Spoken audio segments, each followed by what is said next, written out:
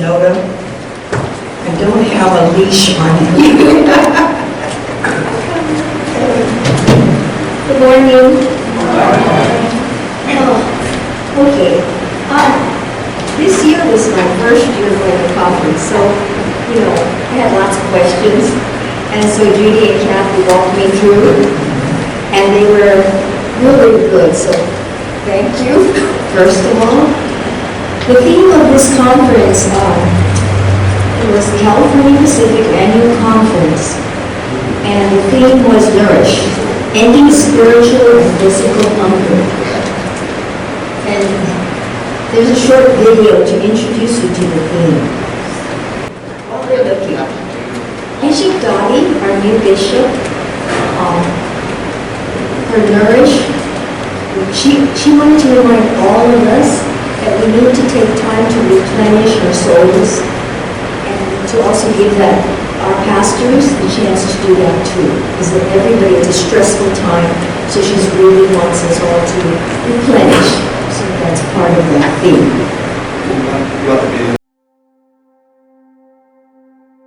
A movement is in the air, like a flock of starlings flying through the sky in complex yet beautiful patterns. We, the people of the California Pacific Annual Conference, have the opportunity to fly together in new and creative ways.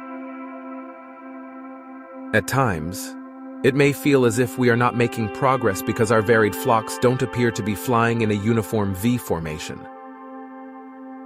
But a closer examination reveals the beauty of our difference, that conformity is not required, and that we are indeed soaring together as one. We represent one of the most diverse conferences in the entire connection. We celebrate a wide diversity of racial, socioeconomic, liturgical, and theological perspectives.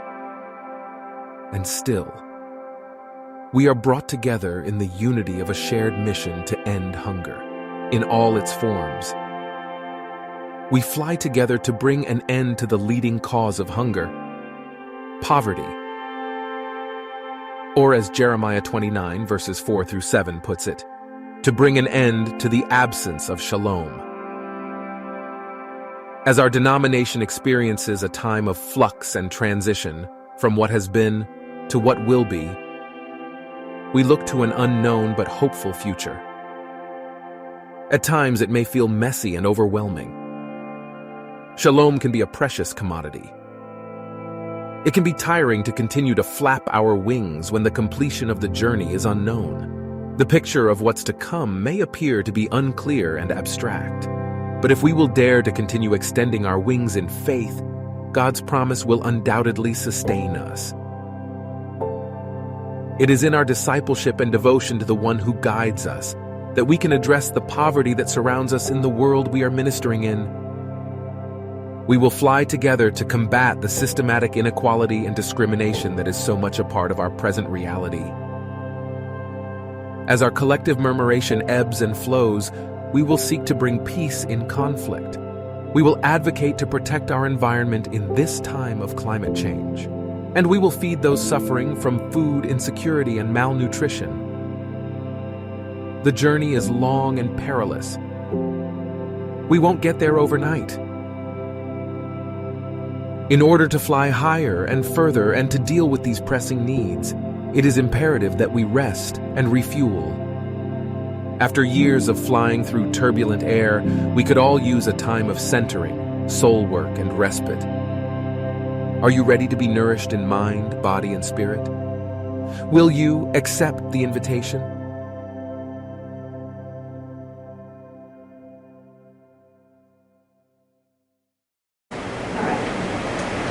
During the conference, we will be aware of the many ways in which some UMC churches are addressing the poverty, inequity, conflict, climate change, and food insecurities facing people today.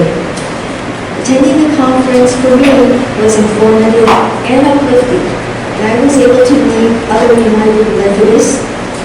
I commuted, so I went early and had breakfast with these people. And so I was able to meet this lady Maria from Guam. I didn't know we reached all the way to Guam, but our conference does go to Guam. And I had breakfast with Danny from Torrance, from Faith. So I met this couple from Chula Vista.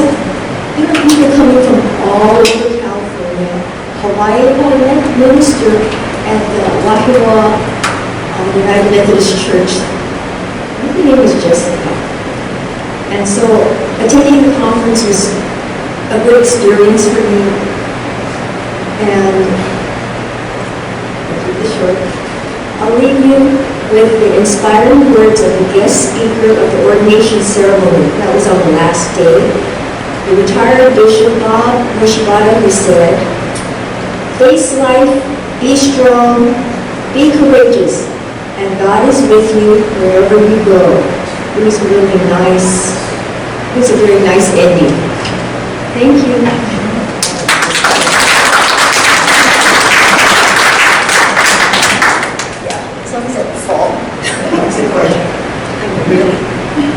Hi, good morning. Good job, Terry. My name is Kathy Sadamitsu, and I, along with Terry Nishiro Sonoda, are Centenary's voting lay members to the 2023 California Pacific Annual Conference, which was held June 14th to the 17th at the Sheraton Gateway Los Angeles Hotel near LAX. This is before the hotel workers went on strike. With much improvements in technology and the loosening of COVID restrictions, all sessions of this year's annual conference were live streamed. Voting was accessible online as well as in person, with very few glitches. This was the first time our newly appointed bishop, Bishop Dottie Escobedo Frank, presided over our annual conference. She was warmly received and welcomed by all. This year's theme expanded on last year's, as Terry mentioned, ending spiritual and physical hunger, Nourish. Mele Maka, the conference lay leader, gave a very inspiring talk about what it means to be a nourishing church that I would like to briefly share with you. So the word nourish, which was our theme this year. So N, a nourishing church navigates. And the way I see it, a lot of our United Methodist Church did very well in this way during the pandemic. They change well, they're open to new opportunities and innovation, especially in terms of providing worship, and which leads to renewal and transformation. O, offers. A nourishing church, we cannot nourish others from an empty cup. Love, grace, forgiveness comes from the overflow. U, unites. Here, diversity is to be celebrated. Differences are a source of strength, and unity is cherished. R, rest. When I think of this, and I think of Reverend Key right now, where he's on vacation, and which he needs. I mean, our leaders, our clergy and laity, we need rest. Spiritual as well as physical rest is necessary in order to have space to connect with God. Clergy and laity work together in partnership, sharing the load, so it doesn't fall on always the same people. I, initiates. It's easy to maintain the status quo, and so we need to go beyond our comfort zone. We need to be bold in our actions and commitment to serving God, which leads us into S, serves. Nourishing churches embrace the call to be the hands and feet of Christ. We create an environment where everyone is welcomed, valued, and seen. And finally, H, a nourishing church honors. We honor and glorify God, not just during worship on Sundays, but in everyday life, who we are and what we do. Mele Maka concluded her talk by saying that a nourished church is in spiritual growth, fostering community, and developing a deep connection with God. Bishop's Awards are given out at each annual conference in recognition of outstanding service and dedication by clergy and laity. One of this year's recipients was Reverend Dale Smith, who many of you know, a well-deserved honor for our former senior pastor here at St. Mary. A special election was held to choose alternate delegates for the July 2024 jurisdictional conference. We elected 4 clergy and 4 laity. They are replacing those delegates who were originally selected in 2018, pre-COVID, but are currently unable to represent CalPAC for various reasons. An example would be Reverend Cedric Bridgeforth, because he's now a bishop, so that's why. The dates for next year's annual conference are June 12th to the 15th, 2024, at a site to be determined in the North District. The bishop wants to make everything a little more equal and spread the conference out so it's not always at the same place. So next year will be in the North District. Thank you for allowing me to represent St. Mary at this year's 2023 annual conference.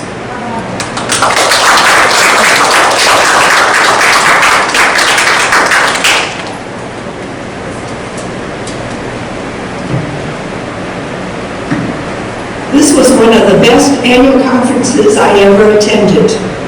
Rather than long-winded speeches, ideas and messages were delivered through various forms: storytelling, theater-like readings, informal panel discussions, lots of visual and media presentations, multicultural delivery of songs, music, and dance in our worship again. Young and old participated in these presentations.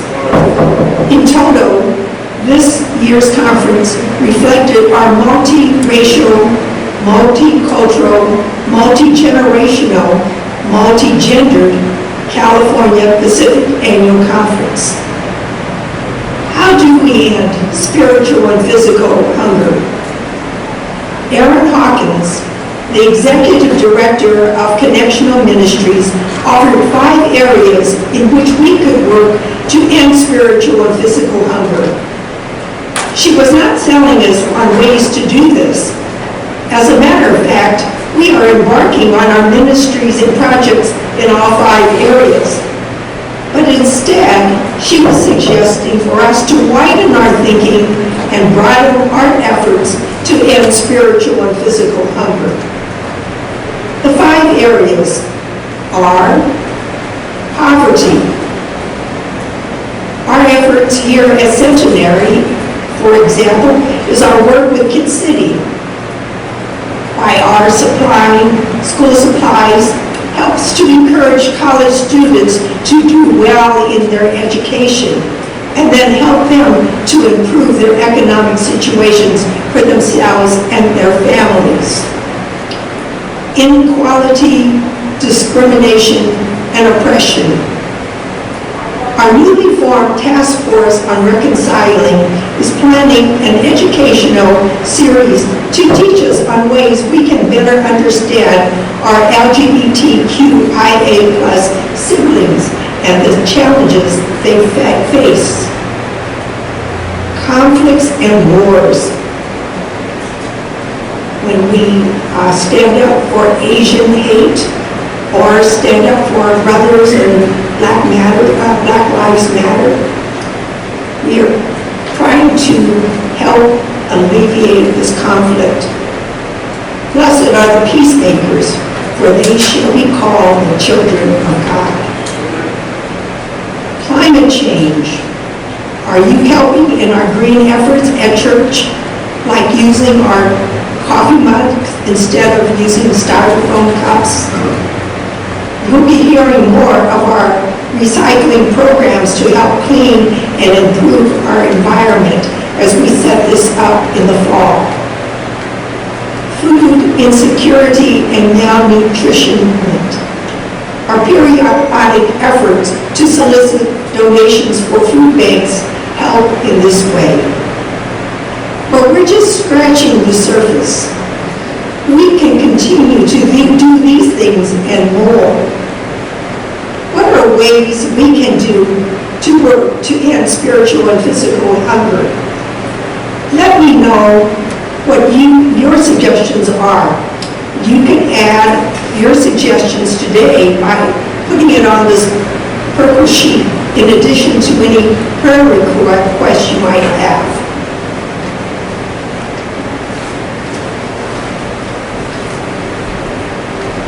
We have this video. Okay, here's a poem written and presented by Sierra Choi. She is the daughter of Hawaii District Superintendent Tom Choi, who many of us know. Sierra was recently elected as a CalPAC district alternate to the Western Jurisdictional Conference. She is currently a student at the University of Hawaii. It is good to see our young adults so involved in our conference work. Okay, cross our fingers. When the word, the land, the name, Hawaii, comes to mind, what does it bring you? If images of beach-tinted paradise come forth, the tang of whipped pineapple, the scent of suntan lotion, the sway of grass skirts, hollowed shells of coconuts around chests, lawn chairs perched upon an empty stretch of sand, beach, rock, and shell rolling up onto the shore, perfect. Souvenirs to take home. A destination instead of a location. I ask you to lay them to rest.